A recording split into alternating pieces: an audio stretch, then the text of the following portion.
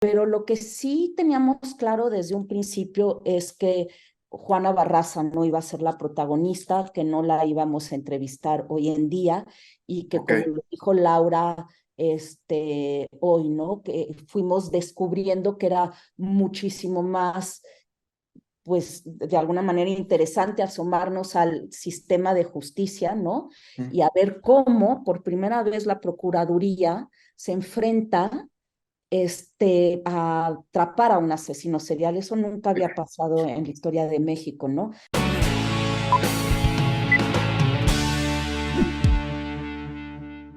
hola amigos, ¿cómo están? Bienvenidos a una nueva entrevista a Muchas Pelis.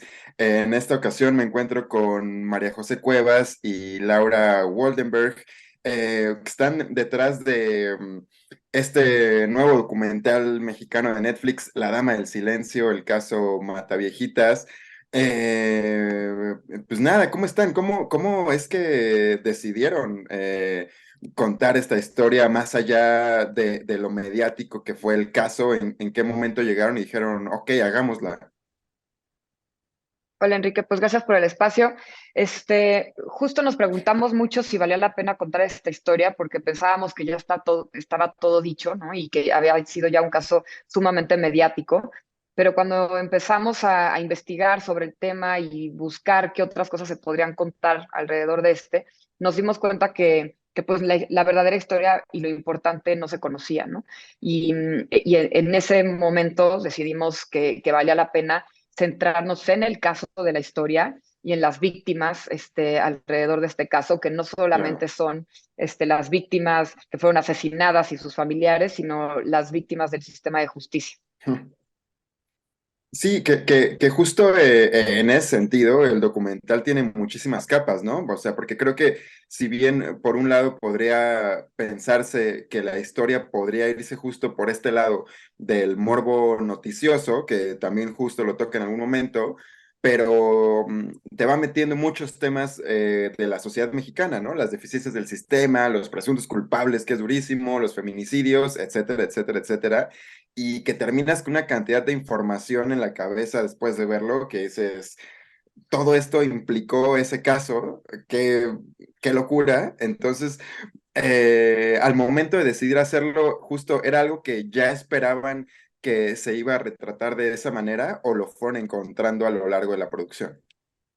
Sí, eso fue, bueno, fue un largo proceso y muy de investigación y muy profundo, también de tener acceso a los expedientes, que eso también nos dio como una visión muchísimo, bueno, más bien como una información muchísimo más amplia, ¿no?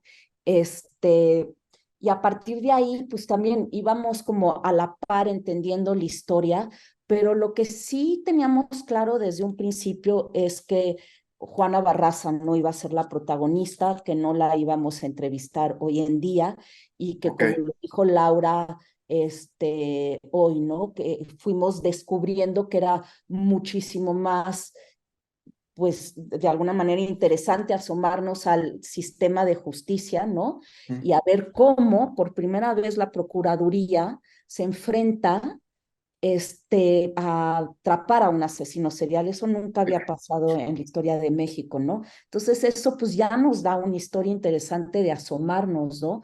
Cómo se fueron dando las cosas. Y por otro lado, pues también como reflexionar de qué hay detrás de este apodo que todos conocemos como el de la Mataviejitas, que lo usamos como un apodo chusco, ¿no? Y que claro. realmente detrás de ese apodo hay muchísimo dolor y no lo vemos, ¿no? Y vemos igual, cuando pensamos en las víctimas, las pensamos como un número. Y en el momento que nos sentamos a tomar un café con el hijo de una mujer que perdió la vida, ahí nos dimos cuenta que también es una historia que, que nunca le ponemos atención a Claro. eso, ¿no? Y es la parte que nos movió mucho. Y que justo es uno de los casos, ¿no? Ahí en el momento en el que dice como que la gente le dice, es que eres un héroe y ayudaste a atraparla y no sé qué, dice, sí, pero a mí me hubiera gustado más que no la matara.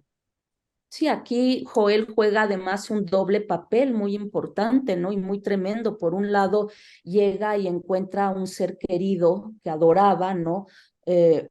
Con una muerte súper violenta.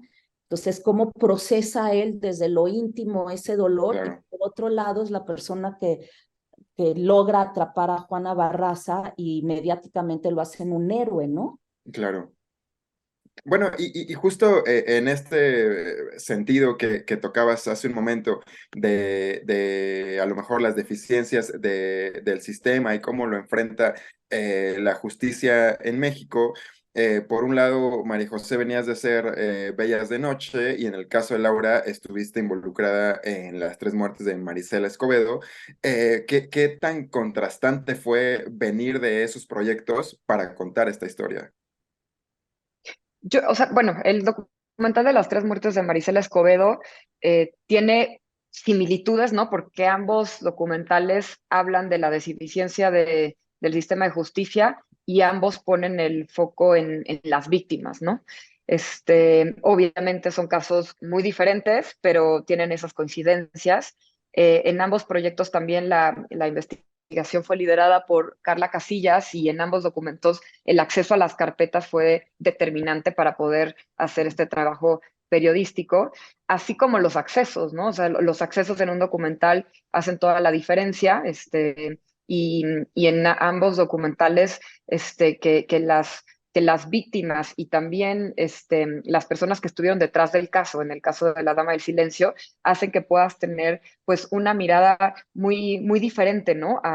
Claro. A lo que ya se conocía. Y bueno, por supuesto, las víctimas es quienes le dan el corazón a la historia, ¿no? Y quienes te generan empatía. Entonces, sin ellas hubiera sido otro documental completamente diferente. Claro. Y en el otro caso de Bellas de Noche, Y de Bellas de Noche, bueno, ahí sí son dos documentales abismalmente diferentes, ¿no? Bellas de Noche es un documental muy íntimo, ¿no? Que trata mucho de la relación que tengo con estos personajes, pero lo que sí siempre me ha interesado explorar, ¿no? Y cuestionarme es sobre la cultura popular, ¿no? Y cómo nos metemos y cómo nos alimentamos de la cultura popular y en qué contexto se da la cultura popular. Entonces, si tomamos a Juana Barraza como un elemento en la cultura popular, de ahí entró mi interés de meterme a conocer más de esta historia. ya. Bueno, y ya por último, para cerrar, afortunadamente pude ver el documental en una sala con gente y obviamente algo bonito del cine, de las proyecciones en general, es como la vibra que se crea en una sala, ¿no? El ambiente, las reacciones.